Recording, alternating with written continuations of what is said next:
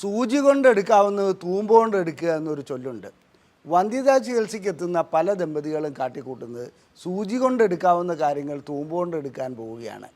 കാരണം വന്ധ്യതാ ചികിത്സയുടെ കുട്ടികളുണ്ടാകാത്തതിൻ്റെ കാരണങ്ങൾ പലതുണ്ട്. ആ കാരണങ്ങളിൽ ഏറ്റവും പ്രധാനപ്പെട്ട കാരണം അണ്ടവും ബീജവും സംയോജിച്ച് ഗർഭപാത്രത്തിൽ വെച്ചിട്ട് ഗർഭം ധരിക്കുന്നില്ല എന്നുള്ളതാണ്. ഇങ്ങനെ വേണ്ടത്ര രീതിയിലുള്ള നല്ല ശക്തിയുള്ള അണ്ടമുണ്ടായിരിക്കുക, അതുപോലെ ബീജാണുക്കൾ വേണ്ടത്ര രീതിയിലുണ്ടായിരിക്കുക, ഇതൊക്കെയാണ് വന്ധ്യതയ്ക്ക് കാരണമാകുന്നത്. എന്നാൽ ഇതെല്ലാം ഉണ്ടായിട്ടും വന്ധ്യത ഉണ്ടാകുന്ന അല്ലെങ്കിൽ കുട്ടികളുണ്ടാകാത്ത ഒരു കാരണമാണ് ശരിയായ ലൈംഗിക ബന്ധമില്ലാത്ത അവസ്ഥ. അതായത് യോനിക്കുള്ളിലേക്ക് ലിംഗം കടക്കാതെ വരുന്നു, ശുക്ലം ഗർഭപാത്രത്തിലേക്ക് എത്താൻ അവസരമുണ്ടാകാത്ത ഒരവസ്ഥ വരിക. മറ്റൊരർത്ഥത്തിൽ പറഞ്ഞാൽ ലൈംഗിക ബന്ധം അസാധ്യമായി തീരുക. ഇത്തരം കാര്യങ്ങൾക്ക് IVF ചെയ്യാനോ ഇക്സ് ചെയ്യാനോ പോകുന്ന കുറേ ദമ്പതികളുണ്ട്. ഇവിടെയാണ് ഞാൻ പറഞ്ഞത് സൂചി കൊണ്ട് എടുക്കാവുന്നത് തൂമ്പ് കൊണ്ട് എടുക്കാൻ പോവുകയാണ്. വാസ്തവത്തിൽ ഒരു IVF പ്രക്രിയയ്ക്ക് വിധേയമാകുകയാണെങ്കിൽ സാമ്പത്തികമാണോ നിൽക്കട്ടെ, ശാരീരികമായിട്ടുള്ള ഒട്ടനവധി പ്രക്രിയകളിലൂടെ, അതായത് ഹോർമോൺ ട്രീറ്റ്മെൻറ്റ് വരുന്നുണ്ട്, അതുപോലെ ഒട്ടനവധി ട്രീറ്റ്മെൻറ്റുകൾ അവിടെ ആവശ്യം വരുന്നുണ്ട്. ഇതൊന്നുമില്ലാതെ സ്വാഭാവികമായിട്ടുള്ള ലൈംഗിക ബന്ധം നേർവഴിക്കാക്കുകയാണെങ്കിൽ അവരുടെ പ്രശ്നം പരിഹരിക്കാവുന്നേ ഉള്ളൂ. എവിടെയാണ് നമുക്ക് തെറ്റുപറ്റുന്നത്? സാധാരണ രീതിയിൽ ലൈംഗിക ബന്ധം നടക്കാത്ത ഒരു വ്യക്തികൾ, അതായത് ഒരു ദമ്പതികൾ, അവർ ഈ പ്രശ്നം മറച്ചു വെച്ചുകൊണ്ട് ഡോക്ടറെ സമീപിക്കുന്നു. ഞങ്ങൾ കല്യാണം കഴിഞ്ഞിട്ട് ഇത്ര നാളായി, ഞങ്ങൾക്കൊരു ബേബി വേണം. ഇതാണ് അവർ പറയുന്നത്. ആ സമയത്ത് ഡോക്ടർ വേണ്ടത്ര ഹിസ്റ്ററി എടുക്കാതിരിക്കുകയോ, എടുത്താൽ തന്നെ ഇവരുടെ നിർബന്ധം മൂലം IVFിലേക്കോ ഇക്സിയിലേക്കോ പോകുന്ന ഒരവസ്ഥ ഇന്ന് നിലനിൽക്കുന്നുണ്ട്. എന്തുകൊണ്ടാണ് വിവാഹം കഴിഞ്ഞതിന് ശേഷം ലൈംഗിക ബന്ധം നടക്കാതെ വരുന്നതും അങ്ങനെ കുട്ടികളുണ്ടാകത്തും എന്നുള്ള കാര്യത്തെക്കുറിച്ചാണ് ഇന്ന് ഞാൻ സംസാരിക്കാൻ പോകുന്നത്. ഞാൻ ഡോക്ടർ അജയൻ വർഗീസ്, കോഴിക്കോട് ജില്ലയിൽ കുന്നമംഗലം പന്തീർപ്പാടത്തുള്ള institute of sexual and reproductive medicine എന്ന സ്ഥാപനത്തിൻ്റെ ഡയറക്ടറാണ്. International association of sexual medicine practitioners modern medicine എന്ന അസോസിയേഷൻ്റെ അഖിലേന്ത്യാ ചെയർമാനുമാണ്.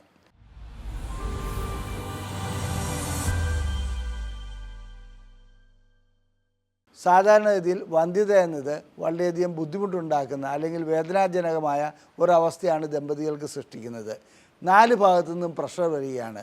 ഇത്രയൊക്കെ ആയിട്ടും ഒരു കുട്ടി ഉണ്ടാകാത്തത് എന്താണ്, നീ എന്താ കൺസീവ് ചെയ്യാത്തത്? അതുപോലെ തന്നെ പുരുഷനോട് ചോദിക്കും, നിനക്ക് കഴിവില്ലാത്തതുകൊണ്ടാണ്, നീ ഒരാണാണോ, ഇത്രയൊക്കെ ആയിട്ട് നിനക്കതിന് കഴിഞ്ഞില്ലേ? ഇത്തരം ചോദ്യങ്ങൾ വരുമ്പോൾ ഇവരാകെ ഒരു ഡെസ്പറേറ്റ് ആകുക, നിരാശാവാദികളായി പോകുന്ന ഒരവസ്ഥയാണ് കാണുന്നത്. വാസ്തവത്തിൽ കുട്ടികളാകാത്ത ഒരു ദമ്പതികളോട് ഇടയ്ക്ക് എന്തെങ്കിലും വിശേഷമുണ്ടോ എന്ന് ചോദിക്കുന്നത് പോലും അവർക്ക് വേദനാജനകമാണെന്ന് ഈ ചോദ്യകർത്താവ് മനസ്സിലാക്കുന്നില്ല. അത് ബന്ധുക്കളാവട്ടെ, സുഹൃത്തുക്കളാവട്ടെ, ആരെങ്കിലും ആവട്ടെ, അവരിങ്ങനെ ചോദിക്കുന്നത് പോലും അവർക്ക് വേദനാജനകമാണ്. എന്നാൽ വിവാഹം കഴിഞ്ഞതിന് ശേഷം ശരിയായ ലൈംഗിക ബന്ധം നടക്കാതെ വരിക, അതിന്ന് വളരെയധികം കൂടുതലായി കാണപ്പെടുന്നുണ്ട്. യോനിക്കുള്ളിലേക്ക് ലിംഗം പ്രവേശിക്കാത്ത അവസ്ഥ, അതിൽ ഞാൻ പല വേദികളിൽ സൂചിപ്പിച്ചിട്ടുണ്ട്. ഏറ്റവും പ്രധാനപ്പെട്ടത് സ്ത്രീകളുടെ ഭാഗത്തു നിന്ന് വരുന്നത് വജൈനസ്മസ് എന്ന ഒരസുഖമാണ്. അതായത് യോനിക്കുള്ളിലേക്ക് ലിംഗം കടക്കുന്നതിന് യോനി വികസിച്ച് നിൽക്കേണ്ടതുണ്ട്, യോനിയിൽ നനവുണ്ടാകേണ്ടതുണ്ട്. ഇവിടെ എന്താണ് സംഭവിക്കുന്നത് വെച്ചാൽ, യോനിക്കുള്ളിലേക്ക് ലിംഗം കടക്കുന്നതിനെക്കുറിച്ച് ചിന്തിക്കുമ്പോൾ തന്നെ അവരുടെ യോനി ശക്തമായി അടയുകയും അവരുടെ മസിലുകൾ അതിനെ മുറുക്കി പിടിക്കുകയും ചെയ്യുന്നു. ഒരു മൊട്ടുസൂചി പോലും ഉള്ളിലേക്ക് കടക്കാത്ത അവസ്ഥ വരുന്നു. ഇങ്ങനെയുള്ള വ്യക്തികളെ സംബന്ധിച്ചിടത്തോളം പുരുഷൻ ലൈംഗികമായി ബന്ധപ്പെടാൻ ശ്രമിക്കുമ്പോൾ ആ യോനി അത്രയും ടൈറ്റ് ആവുന്നതുകൊണ്ട് എന്തെങ്കിലും, അതായത് ഒരു ഭിത്തിയിലേക്ക് എന്ന് ലിംഗം ഇടിക്കുന്ന പോലെ ഇടിക്കുകയും അത് വളഞ്ഞു പോകുന്നതുമായിട്ടുള്ള അവസ്ഥയാണ് വരുന്നത്. നിരന്തരമായി ഈ രീതിയിലേക്ക് വരുന്നതോടുകൂടി പുരുഷന് അവരറിയാതെ തന്നെ ലൈംഗിക ശേഷിക്കുറവ് ഉടലെടുക്കുന്നു. ഇങ്ങനെ ഉടലെടുക്കുന്ന ലൈംഗിക ശേഷിക്കുറവിന് ഞങ്ങൾ പറയുന്നത് വജൈനസ്മസ് ഇൻഡ്യൂസ്ഡ് ഇറക്ടൈൽ ഡിസ്ഫങ്ഷൻ എന്നാണ്. അതായത് യോനി സങ്കോചം മൂലമുണ്ടാകുന്ന ലൈംഗിക ശേഷിക്കുറവ്. ഇപ്പോൾ കുറ്റം രണ്ടുപേരുടേതുമായി, അതായത് യോനി സങ്കോചം സ്ത്രീക്കുണ്ട്, പുരുഷന് ലൈംഗിക ശേഷിക്കുറവുണ്ട്. അത് വിദ്യാഭ്യാസമൊന്നും പ്രശ്നമല്ല. ഏത് അതായത് നല്ല വിദ്യാഭ്യാസമുള്ള ഈവൻ ഡോക്ടർമാർക്ക് പോലും ഇത് സംഭവിക്കുന്നുണ്ട്. അത് യോനി സങ്കോചം ഉണ്ടാകുന്നു, അതോടനുബന്ധിച്ച് ഇറക്ടൈൽ ഡിസ്ഫങ്ഷൻ ഉണ്ടാകുന്നു. ഇത്തരം വ്യക്തികളെ സംബന്ധിച്ചിടത്തോളം തുടക്കത്തിൽ തന്നെ യോനി സങ്കോചം ചികിത്സിക്കുകയാണെങ്കിൽ അവർക്കൊരു IVFും വേണ്ട, ഇക്സിയും വേണ്ട, ആ രീതിയിലുള്ള യാതൊരു ചികിത്സയും വേണ്ട. യോനി സങ്കോചം വേണ്ട രീതിയിൽ ചികിത്സിക്കുന്നതിന് ഒട്ടനവധി മാർഗ്ഗങ്ങളുണ്ട്. സൈക്കോതെറാപ്പി ഉണ്ട്, ഡയലേറ്റർ തെറാപ്പി ഉണ്ട്, അതുപോലെ ബോട്ട്ലിനം ഇഞ്ചക്ഷനുണ്ട്. ഇത്തരം ഒട്ടനവധി തെറാപ്പികളിൽ കൂടി അതിനെ ചികിത്സിച്ച് മാറ്റാവുന്നേ ഉള്ളൂ. അതോടനുബന്ധിച്ച് തന്നെ പുരുഷഭാഗത്ത്, അതായത് ഇറക്ടൈൽ ഡിസ്ഫങ്ഷൻ ഉണ്ടായിട്ടില്ലെങ്കിൽ അതിനെ നമുക്ക് ആ രീതിയിൽ ലൈംഗിക ബന്ധത്തിലേക്ക് വിടാം. ഉണ്ടായിട്ടുണ്ടെങ്കിൽ അതിനും വേണ്ട രീതിയിലുള്ള ചികിത്സ നൽകേണ്ടതുണ്ട്. അപ്പോൾ ഒരു കാര്യം, ഈ യോനി സങ്കോചമുള്ള വ്യക്തികൾ ഇങ്ങനെ ലൈംഗിക ബന്ധത്തിൽ ഏർപ്പെടാതെ അവരെത്ര കാലം കഴിച്ചു കൂട്ടുമെന്ന്, 8, 10 അല്ല 15 വർഷം വരെ ഇങ്ങനെ തുടർന്നു പോയിട്ടുള്ള ദമ്പതികളുണ്ട്. ഇവർക്കിടയിൽ വഴക്കുകൾ ഉണ്ടാകാറുണ്ട്. എന്നാലും ശരി, ഇവരെ സംബന്ധിച്ചിടത്തോളം ഭർത്താവിന് ഭാര്യയോടും ഭാര്യയ്ക്ക് ഭർത്താവിനോടും വളരെയധികം സ്നേഹവുമായിരിക്കും. അതിങ്ങനെ നീണ്ടുപോവുകയും ഇവർ ഇന്നാവട്ടെ നാളെ ആവട്ടെ എന്ന് കരുതി ചികിത്സയ്ക്ക് വരാനും ലൈംഗിക ബന്ധത്തിൽ ഏർപ്പെടാനും നീട്ടി കൊണ്ടുപോയി അവസാനം 10, 15 വർഷം വരെ അങ്ങനെ പോകാറുണ്ട്. അടുത്തതായി യോനി സങ്കോചമല്ല പുരുഷൻ്റെ ഭാഗത്ത് നിന്ന്. പുരുഷൻ്റെ ഭാഗത്ത് സ്വാഭാവികമായിട്ടുള്ള പെർഫോമൻസ് ആങ്സൈറ്റി എന്ന് പറയുന്ന ഒന്നുണ്ട്. അതായത് എനിക്ക് ലൈംഗിക ബന്ധത്തിൽ ഏർപ്പെടാൻ കഴിയുമോ, എന്നെക്കൊണ്ട് ഇതിനുള്ള കഴിവുണ്ടോ, ഞാനൊരു സ്ത്രീയെ കീഴ്പ്പെടുത്താനുള്ള കഴിവ് എനിക്കുണ്ടോ. ഇവിടെ കീഴ്പ്പെടുത്തലും അഥവാ ഇതിനകത്ത് അത്ര വലിയ ശക്തിയുടെ ആവശ്യമൊന്നുമില്ല. സാധാരണ ഇതിൽ അദ്ദേഹത്തിൻ്റെ ചിന്താഗതിക്കാണ് പ്രശ്നം. തനിക്ക് പോരായ്മയുണ്ടെന്ന് സ്വയം അങ്ങോട്ട് തോന്നുകയാണ്. അങ്ങനെ വരുമ്പോൾ സംഭോഗ സമയത്ത് ലിംഗം ഉയരുകയില്ല. അതേസമയത്ത് സ്വയംഭോഗം ചെയ്യുമ്പോൾ ഒരു പ്രശ്നവുമില്ല. അങ്ങനെ സ്വയംഭോഗം ചെയ്യുമ്പോൾ നല്ല ദൃഢത കൈവരിക്കുന്നുണ്ട്. അതേസമയത്ത് ലൈംഗിക ബന്ധത്തിൽ ഏർപ്പെടാൻ ശ്രമിക്കുമ്പോൾ കിടക്കുന്നു, അവിടെ തളർന്നു കിടക്കുന്നു. ഇത് കുറേ കഴിയുമ്പോൾ ഇവർ തമ്മിലുള്ള പ്രശ്നങ്ങളിൽ നിരാശാബോധത്തിലേക്ക് പോകുന്നു. അവർ തമ്മിൽ കലഹങ്ങളുണ്ടാകുന്നു. അപ്പോൾ ചിലപ്പോൾ ചികിത്സയ്ക്ക് വന്നെന്ന് വരാം. ചില സംബന്ധിച്ചിടത്തോളം അതിന് ചികിത്സ ചെയ്യാതെ ബീജമെടുത്തിട്ട് ഒരു കുട്ടിയാകുക, അതായത് ഇക്സിയോ IVFO ചെയ്യുക. മണ്ടത്തരമാണത്. അതായത് ഞാൻ നേരത്തെ പറഞ്ഞ സൂചി കൊണ്ട് എടുക്കേണ്ടതിന് തൂമ്പ കൊണ്ട് എടുക്കുന്നു. ഓക്കെ. അത് കഴിഞ്ഞാൽ വേറൊരു കൂട്ടരുണ്ട് പുരുഷനെ സംബന്ധിച്ചിടത്തോളം, ശീഘ്രസ്ഖലനം. ആ ശീഘ്രസ്ഖലനം എന്ന് പറഞ്ഞാൽ ഒന്നുമില്ല, അവർക്ക് യോനിമുഖത്തേക്ക് ലിംഗം വരുന്നതിന് മുമ്പ് തന്നെ ശുക്ലം വിസർജനം നടന്നിട്ടുണ്ടാവും.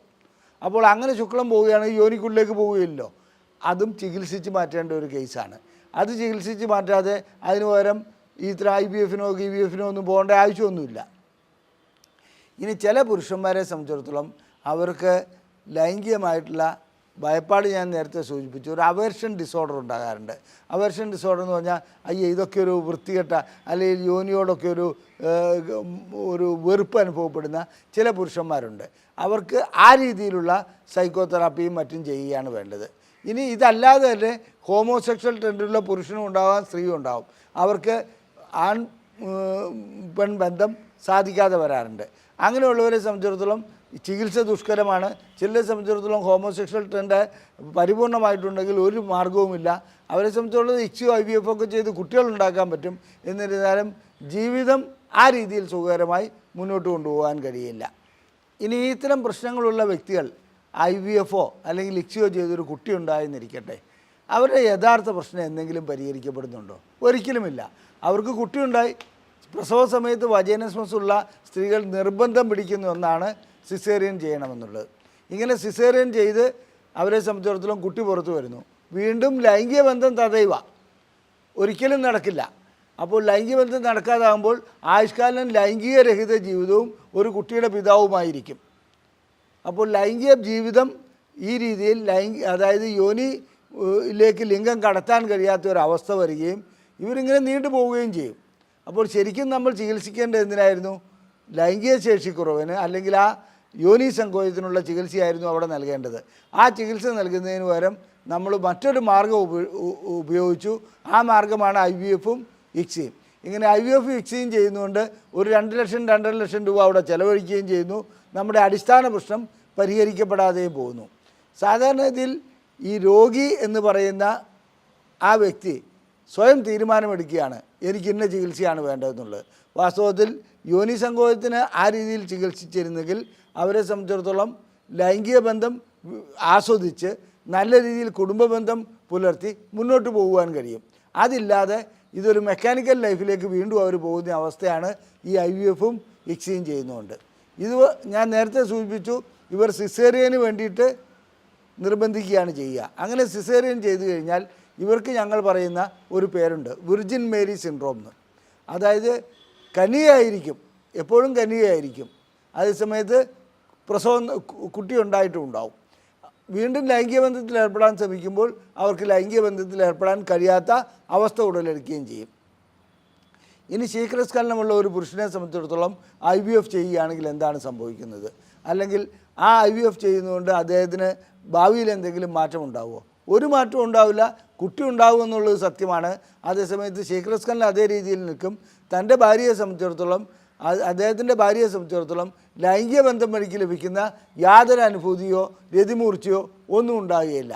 ഇതാണ് അവിടെ സംഭവിക്കുന്നത്. ഇനി പെർഫോമൻസ് ആങ്സൈറ്റി, അത് വേണ്ട രീതിയിൽ ചികിത്സിച്ചില്ലെങ്കിൽ ലൈംഗിക ബന്ധമില്ലാതെ തന്നെ കാലങ്ങളോളം പോകുന്നത് കാണാം. ഇങ്ങനെ കാലങ്ങളോളം പോകുന്നതോടുകൂടി അവരെ സംബന്ധിച്ചിടത്തോളം അവരുടെ കുടുംബജീവിതം തകരാറിലേക്ക് പോകുന്നതായും കാണാം.